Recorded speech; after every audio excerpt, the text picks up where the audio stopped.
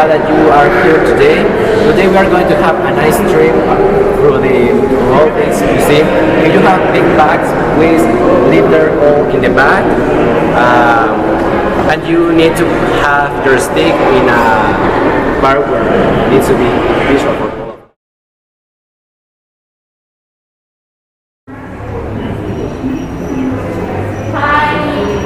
Hi, good morning. Hi, I'm your tourist guide Diego, and I'm going to introduce you to this great museum.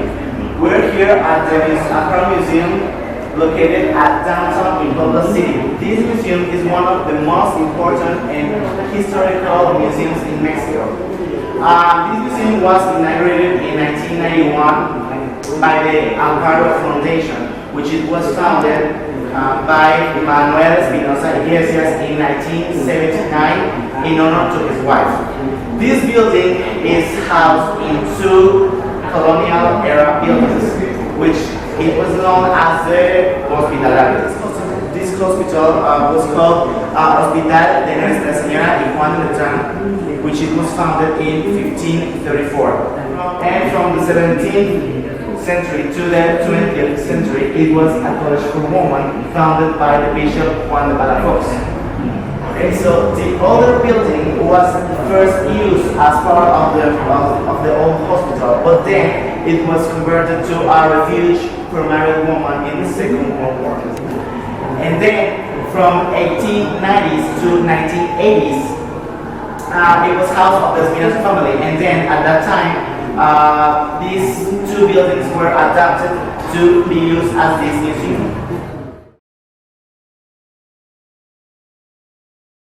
Second tourist guide. My name is Fernando, and I'm going to talk about the permanent collections here at the Museum Amparo. The permanent collections are divided in two. One is the pre-Hispanic art, and the other one is the colonial art from the 19th century. Here in this first part, we can see the pre-Hispanic art. It dates from 1200 before Christ to 500 before Christ. In this museum, there is over 1,700 pieces, and it is one of the biggest collections here in Mexico of pre-Hispanic art. Let's go.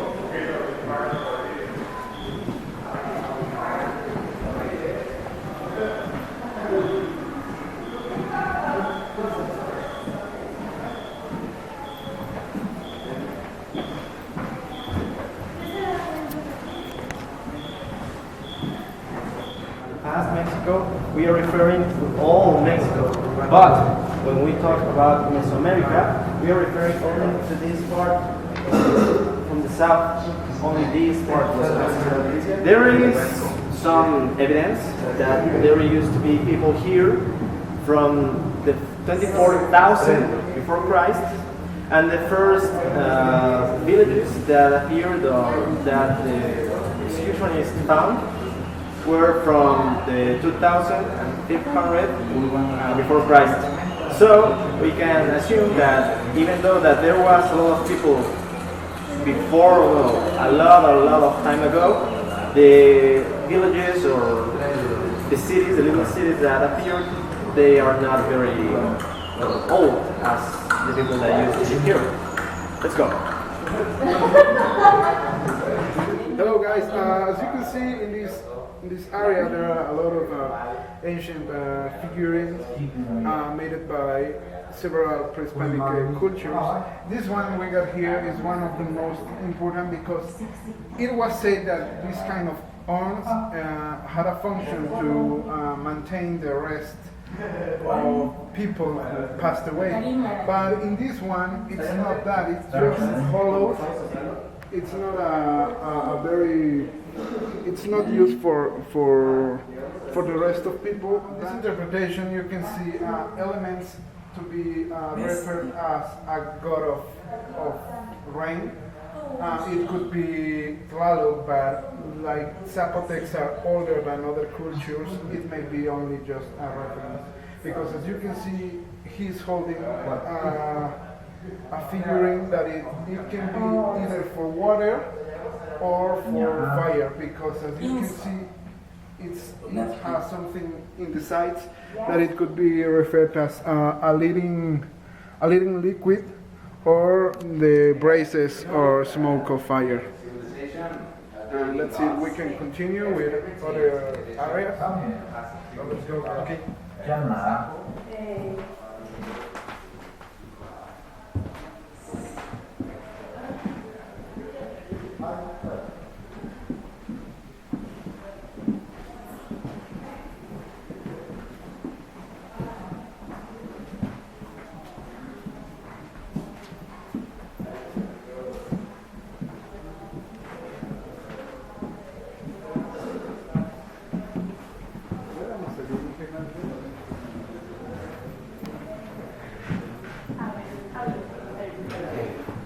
Hello guys, I'm your third tourist guide.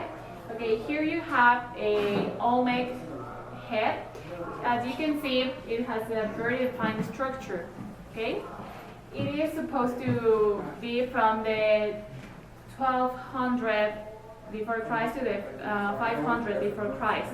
Okay, this culture was from the states from Veracruz and Guerrero, and the heads were supposed to be from the governors or gods. It is not known for sure, but it is supposed to be for governors. As you can see, they have like a really big forehead and also a very big nose. Also, the lips have a really big structure, and also the eyes. Do you have any questions referring to this culture? No. Also, it's important for you to know that this culture was the first one that inhabited Mexico. So you'll find a lot of art that has the same structure as this one.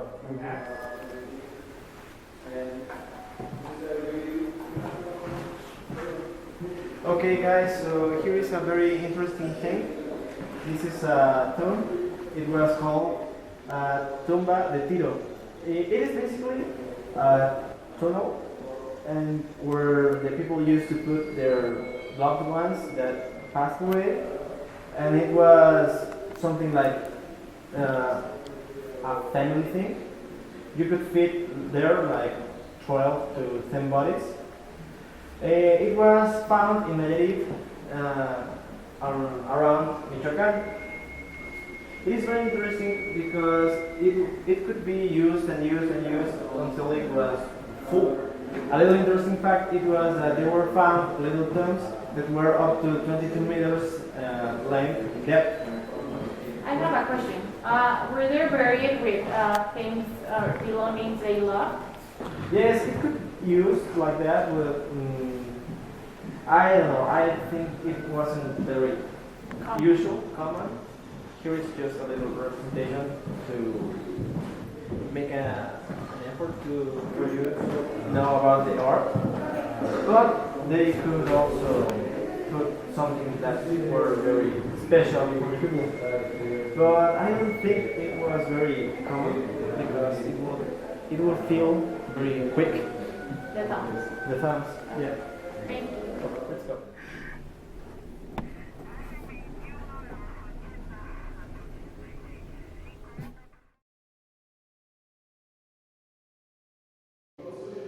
Hello guys, welcome to our second collection that is the Casariego art. This era began in the 19th century, and all the work that we're going to see in this trip, they have two intentions. The first one was by express religious intentions for God or for the divinity they adore, or just to create a Casariego church.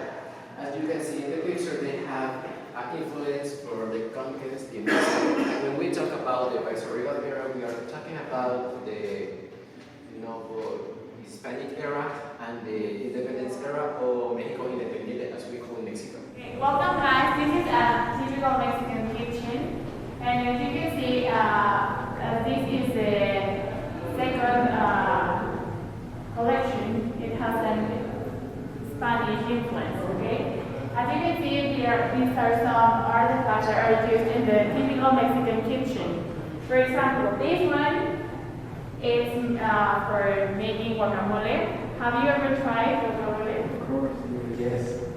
Okay. These ones are to make tortillas, and I can touch it, but this is in order to make fire grow and get the kitchen started in order to make the dishes. Have you ever tasted typical Mexican food? Well, sort of. But they said that here the Poland culinary. Well, this kitchen is like from Mexican one and the most recognized and delicious. Some of the dishes are mole poblano, and there are some sweet dishes that are dulces típicos, such as the tortillas de Santa Clara, camotes, macarrones, and you should definitely try them if you go outside from this museum. There will be a lot of stores where you can buy typical Mexican As you can see in this piece of art, this represented the Christ because in the Mexico Independiente or independent era, the religion was the most important thing for all the people. That's why we can see a lot of pieces with regional intention.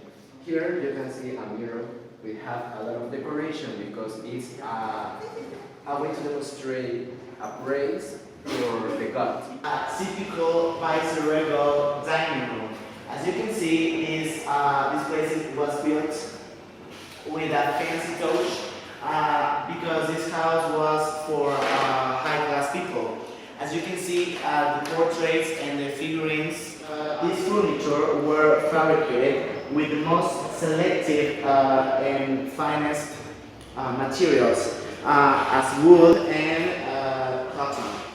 And then we have here porcelain crockery that was used for the family when they drink tea. And then we have this beautiful chandelier up here, as you can see. This demonstrates the power that the people, that the high-class people used to have those days in the Viceroy of Mexico. In this room we can see one of the most important things about the colonial era. It was a devotion to the Virgin of Guadalupe, Virgen de Guadalupe in Spanish. Here is, this painter is about the apparition of the Virgin de Guadalupe. This dates from the 1648. And from here, the devotion of the Virgin starts to increase because it is attributed to her that she can heal the injured or the ones that are very sick. In this picture, this dates from the 18th century, and it's when it was the peak of her devotion. And that is one of the most important pictures of the Virgin of Guadalupe that we have here. Well, you can see that the people from here at the colonial era were very, very devotions to the Virgin of Guadalupe. Do you have any questions? Yeah, why do you think it's so important in the Mexican culture? Well, I think that it has a history. Yes, well, in the apparition of the Virgin of Guadalupe, here we can see a man, a little man, that it was a very religious person, Juan Diego, and he was the first one to ever see the Virgin of Guadalupe. The history about her is that he was very devoted to her, and when her uncle got sick, he went to pray for her, but he didn't saw any results. So one day he then went to pray, and on her way to the hospital to see his uncle, the Virgin appeared before him, and she told him that he had to build a church for her, and so that he had to cover his clothes, his clothes with a lot of roses. And when he went to the body shop, he had to release them. And when he did so, and he released them, it appeared the Virgin of Guadalupe on his clothes, and that's the history. Okay, thank you. Thank you. It's really interesting.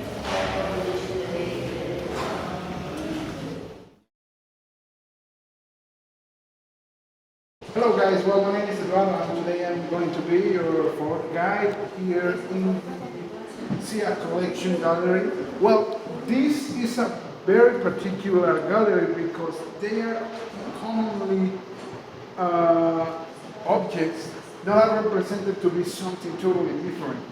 Like here we have like what you can interpret about this. Because if you're like open-minded people, you can find it. I don't know. It's like I just say glitter. music lyric. Maybe it would be the universe. The universe is space. Another kind of people could find something like that. That's what the artists in this gallery are trying to represent. Like taking common objects, like here we can see what you can see here. Because I can find like yeah, you can find moon. I can find like 6 new words or something. But this artist just took a codornice X, yeah, I was about to say that, but I wasn't sure about that. Codornice X, and he took photos in order to make them to look like different words or something. Here, if you can come with me a little closer, this artist took photos of environmental walls, and you can see like everything you can interpret or something. It's not just like what the artist did with the photos. It's what you can interpret. That's the only unique. That's the unique characteristic of this gallery. It's open to your mind. It's not what the artists want to represent, but it's what you can interpret from it. It's what you can imagine, right? Yeah, it's an exploration of the mind. So if you can appreciate it, it would be very awesome not to be too square in your mind. And we can continue if you have any questions. The word Mexico is just in one portrait, but as you can see next to it, you can see the word Canada, that each letter gives each portrait. So if you can interpret this in a kind of open line, it means that Mexico is less, or maybe we as nation, as population, we don't valorate our country. But in other cases, for example, Canada, United States, also London or any other country in the world, we praise them, we have better ideas of that places. So are you saying that we don't appreciate our country as the great nations do? Exactly. As you can see in the first portrait, we have a bad and a sad background. But in the Canada portrait, we have like a kind of fancy, we have a nice illumination and great position of the camera. So we overestimate our country, right? Yes. Yeah, I can find that Mexicans as a society is more or less more focused. No, they are more focused in what's outside their country, that they don't bother what they have in order to exploit it or something like that. That's what this kind of work is trying to tell us. Yeah, that's the idea. Yeah, it's pretty interesting. Totally. Thanks.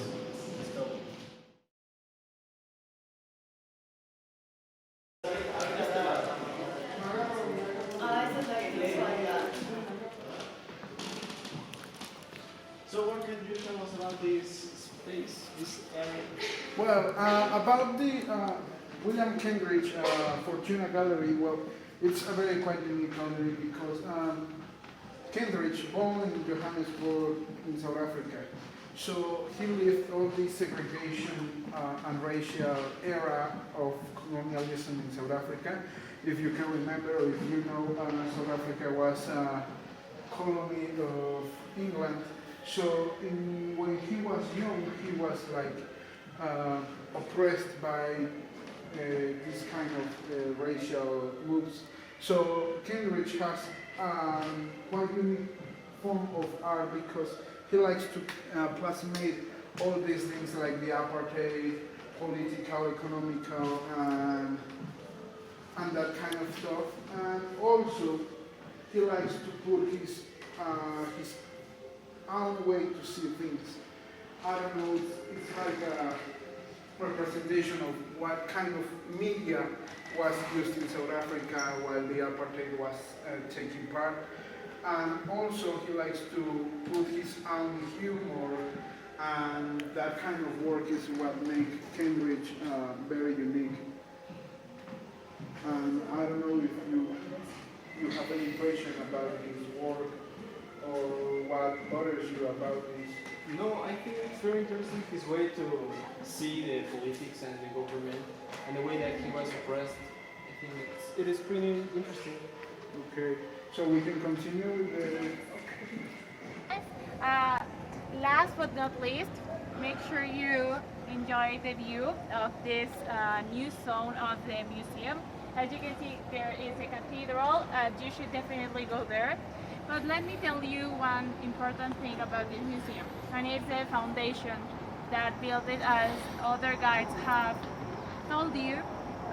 This was made by the foundation, made by the daughter of the owner of the building. Okay, this foundation also makes works in order to reinforce or like to boost art in Mexico, but also education. And this foundation is also responsible for the reconstructions of buildings due to the fact that in 1999 there was a huge earthquake that most of the buildings of the downtown in Puebla got damaged, and they